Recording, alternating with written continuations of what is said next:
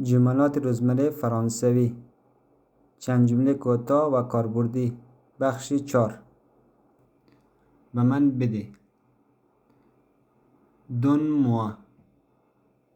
donne-moi. به من یک بوس بده. donne-moi un bisou. donne-moi un bisou. به من زمان بده.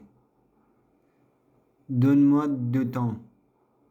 donne-moi du temps. شماره خود را برای من بده. donne-moi ton numéro.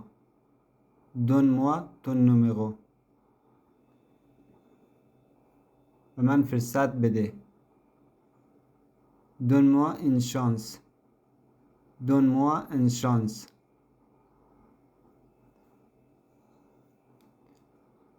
به من یک مثال بزن. donne-moi un exemple. donne-moi un exemple.